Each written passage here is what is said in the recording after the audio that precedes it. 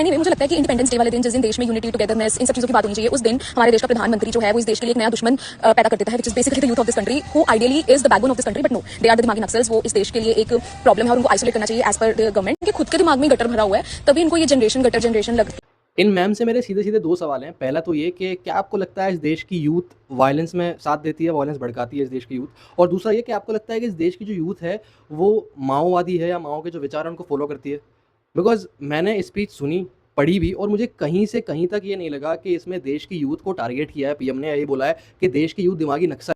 इन लोगों का ना एक मॉडल आ गया है मार्केट में कि अगर किसी की लाइफ में कुछ करने को नहीं है ना, तो किसी भी बड़े पद के आदमी की एक स्पीच उठाओ, उस स्पीच को उठा के आप सिंपल उसमें से एक वर्ड निकालो, उस वर्ड के नाम की पार्टी बना लो। बिकॉज देश की यूथ के पास तो इतना टाइम है ही नहीं। देश की यूथ को रिसर्च करना ही नहीं है कि आदमी ने क्या बोला है क्या नहीं बोला। उनको बस ये है कि अच्छा, देश की यूथ को ऐसे बोल दिया, अब देखो बस, अब हम इसको फॉलो कर लेंगे और फिर हम बताएंगे इन लोगों को कि रेवोल्यूशन क्या होता है।